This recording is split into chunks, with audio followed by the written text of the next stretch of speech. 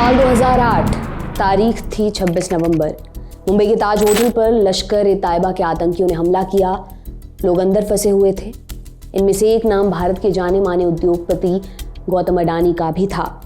2008 में देखी उन तस्वीरों से हमें याद है कैसे भारत के जांबाज एनएसजी कमांडोज ने आतंकियों का सफाया किया। लेकिन क्या आपको पता है, एनएसजी से पहले एक और टीम ताज में लैंड हुई थी। ये वो टीम थी जिन्होंने अडानी समेत कई लोगों को बचाया और तब तक मोर्चा संभाले रखा जब तक एनएसजी नहीं आए। ये लोग मार्कोस के कमांडो थे। मार्कोस यानी इंडियन नेवी के स्पेशल कमांडो फोर्स। आज आपको बताएंगे कौन है ये मार्कोस जिनसे समुद्री लुटेरे तक खौफ खाते हैं, मार्कोस की ट्रेनिंग कैसे होती है, इन्होंने कौन कौन से मिशंस को अंजाम दिया है और आजकल चर्चा में क्यों है। नमस्कार, मेरा नाम दिव्यांशी सुमराव है। आप देख रहे हैं हमारा खास प्रोग्राम आसान भाषा में, जहां आज कहानी मार्कोस कमांडोज की।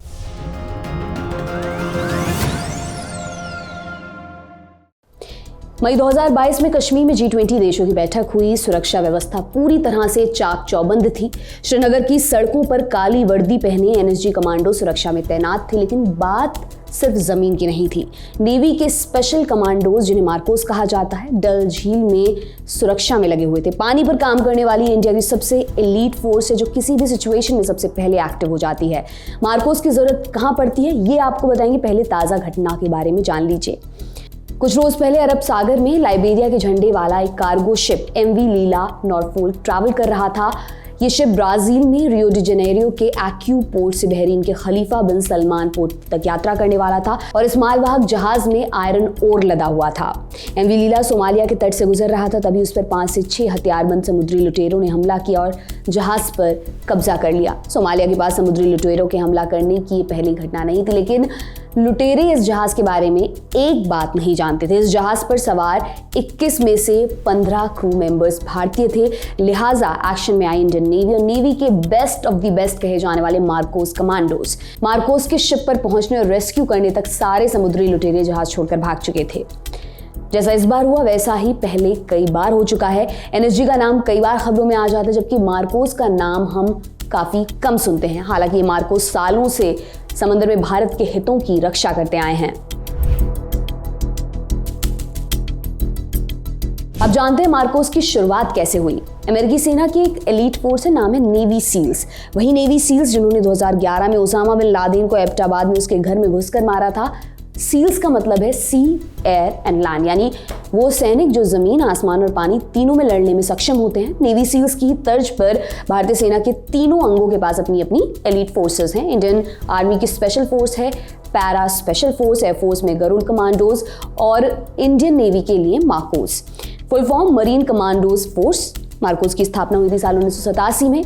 हालांकि इसकी नींव एक तरह से बहुत पहले रखी जा चुकी थी, साल 1955 में। ब्रिटेन की मदद से इंडियन नेवी ने कोच्चि में एक डाइविंग स्कूल शुरू किया। मकसद था नेवी के गोताखोरों को पानी के अंदर जंग लड़ने की ट्रेनिंग देना, पानी के अंदर से जाकर दुश्मन के ठिकानों पर बम लगाना आदि। लेकिन 1971 के युद्ध में यूनिट कुछ खास छाप नहीं छोड़ पाई। फिर आया साल 1986 का। इंडियन नेवी ने एक स्पेशल फोर्स बनाने की सोची। आर्मी के पैरा SF की तर्ज पर उनका मकसद एक ऐसी फोर्स बनाने का था जो मैरीटाइम वॉरफेयर, छापामार युद्ध, जासूसी और काउंटर टेररिज्म जैसे मिशंस को अंजाम दे सके। इसके लिए 1955 में शुरू किए गए उसी डाइविंग स्कूल से 3 ऑफिसर्स को सिलेक्ट किया गया और उन्हें US नेवी सील्स के साथ कोरोनाडो, कैलिफोर्निया में ट्रेनिंग के लिए भेज दिया गया। इसके बाद उन्हें ब्रिटेन की रॉयल नेवी की elite force special boat service के साथ भी ट्रेनिंग के लिए भेजा गया। आधिकारिक तौर पर फरवरी 1987 में मुंबई में INS अभिमन्यु पर मार्कोस की स्थापना हुई, जो कि इसका होम बेस भी है। तब इसका नाम इंडियन मरीन स्पेशल फोर्स हुआ करता था। आगे चलकर इन्हें मार्कोस पुकारा जाने लगा। मार्कोस हवा, जमीन और पानी तीनों जगह लड़ने के लिए ट्रेंड होते हैं। इनका निकनेम होता है क्रोकोडाइल, क्योंकि ये किसी मगरमच्छ की तरह ही पानी के अंदर मिशंस को अंजाम देने में सक्षम होते हैं। इनका ध्येय वाक्य है द फ्यू द फियरलेस।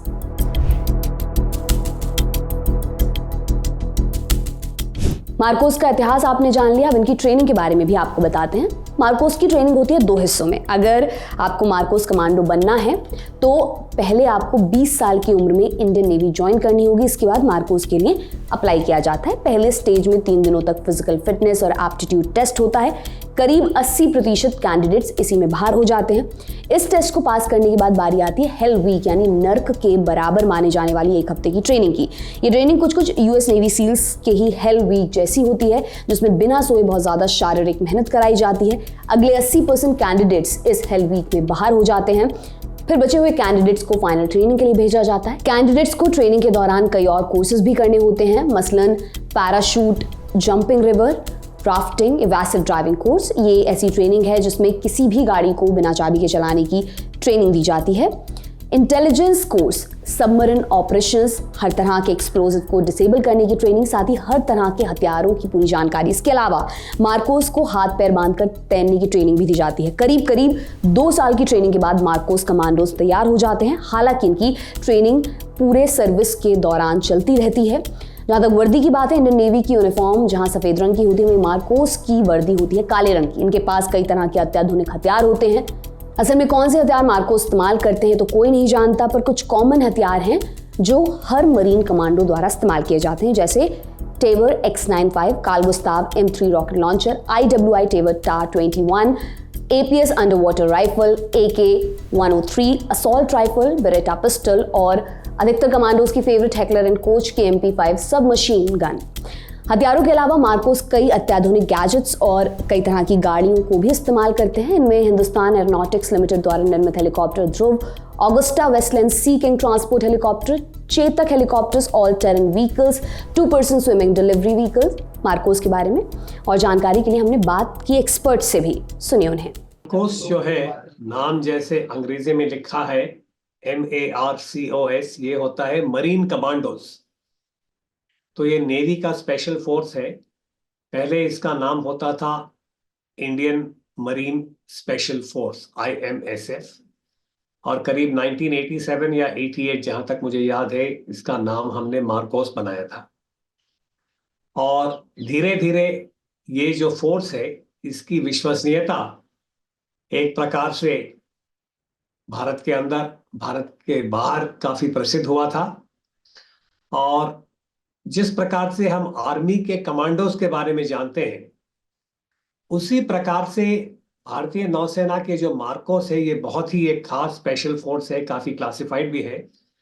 और इनकी खासियत ये है कि ये तीनों जो डोमेन होते हैं, जैसे हम कहते हैं कि पानी के अंदर, पानी के ऊपर, पानी के नीचे और काफी पहाड़ी इलाकों में भी, ये अपने स्पेशल ऑपरेशंस को सही प्रकार से निभा सकते हैं, कंडक्ट कर सकते हैं। और इनकी जो सफलता है, एक प्रकार से श्रीलंका में जाफना के ऑपरेशन में भी काफी इसको माना जाता है। तब से लेके आज तक कई जगहों में मार्कोस ने अपनी जो प्रोफेशनलिज्म है, जो विश्वसनीयता है, उन्होंने साबित किया है। और मैं जरूरत से ज्यादा इसके बारे में कहना तो नहीं चाहता हूं, क्योंकि ये आमतौर पर क्लासिफाइड होता है, पर इन्होंने भारत के जो काउंटर इंसर्जेंसी ऑपरेशंस है, खास जम्मू कश्मीर के क्षेत्र में भी इनका भूमिका रहा है। और अभी हाल में ये जो एंटी पायरेसी का ऑपरेशन हुआ था जनवरी 5 तारीख को, ये उसी प्रकार से चुपचाप अपना काम करके जो भी उनको टास्क दिया गया था, उसको सफलता के साथ उसने किया था। और बस यही है कि जब हम नौसेना की बात करते हैं, छोटा सर्विस है, पर पूरे क्षेत्र में भारतीय नौसेना की जो प्रोफेशनलिज्म है, उसको लोग मानते हैं। मार्कोस, जैसे मैंने कहा, बहुत खास डाइवर होते हैं, यानी कि पानी के नीचे इनका काफी स्पेशल ऑपरेशंस होते हैं। और कई जगहों में जहां पानी के नीचे कोई कार्रवाई की जरूरत थी, इन्होंने अपना जो ट्रेनिंग और प्रोफेशनलिज्म को वहां पे दिखाया था। और इस वक्त हमारे देश में थोड़ा बहुत जानकारी बढ़ रहा है, क्योंकि ये एंटी पायरेसी ऑपरेशन उन्होंने बहुत तेजी से और बहुत सफलता से किया था। बाकी जिस प्रकार से आर्मी के कमांडोस होते हैं, उसी प्रकार का लेवल ऑफ लैंड ट्रेनिंग भी होता है। तो जो फर्क ये है कि मार्कोस जो है वो पानी के माध्यम में बहुत ही माहिर है। बाकी जो कमांडोस होते हैं आमतौर पे उनका जो ऑपरेशंस है वो लैंड ऑपरेशंस में होता है। और मैं जरूर ये जोड़ूंगा कि भारतीय स्थल सेना और वायुसेना की भी जो कमांडोस हैं, जैसे आर्मी के पैरा कमांडो है, आर्मी के स्पेशल फोर्स है, एयरफोर्स के गरुड़ है, वो सब अपने अपने स्तर पे बहुत ही प्रोफेशनल है। और मार्कोस की खासियत ये है कि उनकी जो अंडर वाटर एबिलिटीज है वो कई नॉर्मल सेलर और नॉर्मल जो पर्सनल है उससे कई गुना ज्यादा होता है। उसके अलावा बहुत कठिन इनकी ट्रेनिंग होती है। और जब अंडर वाटर ऑपरेशन हम कहते हैं, जैसे मैंने कहा क्लासिफाइड एरिया में जो होता है, उसके लिए खास ट्रेनिंग होती है। और ये कई प्रकार के जो अंडर वाटर ऑपरेशंस होते हैं उसमें भी मार्कोस का एक खास भूमिका होता है। नार्कोस की ताकत आपने देखी, अब जानिए उनके द्वारा क्या क्या मिशन अंजाम दिए गए हैं। साल 1987 ऑपरेशन पवन। अपनी स्थापना के बाद मार्कोस को पहली बार काम मिला श्रीलंका के लिट्टे के उग्रवादियों से निपटने का। मार्कोस ने पानी के अंदर तैरते हुए लिट्टे के कब्जे वाले जाफना और त्रिंकोमली के बंदरगाहों को तबाह कर दिया। इस मिशन को लीड करने वाले लेफ्टिनेंट अरविंद सिंह को महावीर चक्र से सम्मानित किया गया था। साल 1988 ऑपरेशन कैक्टस। मालदीव के तत्कालीन राष्ट्रपति मामून अब्दुल गयूम की सरकार का तख्ता पलट होने वाला था। एंड वक्त पर इंडियन नेवी ने पहुंचकर उनकी सरकार बचा ली। 1993 मार्कोस को सोमालिया की राजधानी मोगादिशु में यूएन पीस कीपिंग मिशंस के लिए भेजा गया। इसके अलावा यमन में ऑपरेशन राहत और 2008, 2013, 2017 में 2 बार और फिर 2020 में मार्कोस ने समुद्री लुटेरों द्वारा हाईजैक शिप्स को रेस्क्यू किया। एक कहानी यह भी कि 4 मार्च 2018 को दुबई से एक बोट में भाग रही वहां की प्रिंसेस शेख लतीफा को मार्कोस ने ही पकड़ा और फिर उन्हें यूएई अथॉरिटीज को सौंप दिया। इसके अलावा 2008 मुंबई हमलों के दौरान मार्कोस के ऑपरेशंस के बारे में शुरुआत में ही हम आपको बता चुके हैं।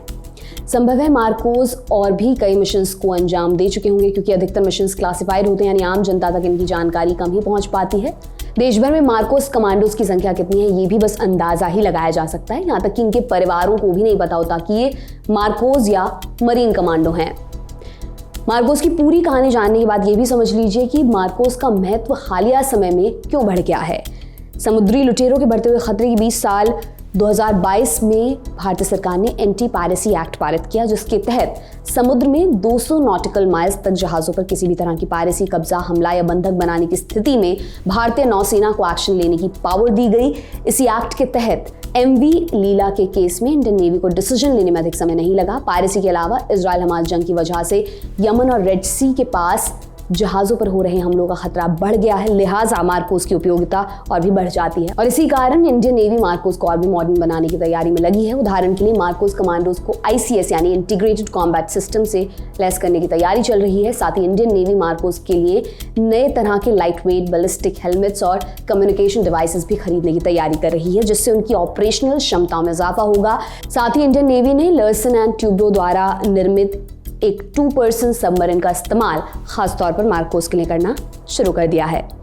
फिलहाल इसी के साथ आज के एपिसोड को खत्म करते हैं। उम्मीद है हमारी इस कोशिश से आपकी जानकारी में इजाफा हुआ होगा। ये तमाम जानकारी आपके लिए इकट्ठा की है हमारे साथी मानस ने। देखते रहिए दी लल्लन टॉप। बहुत बहुत शुक्रिया।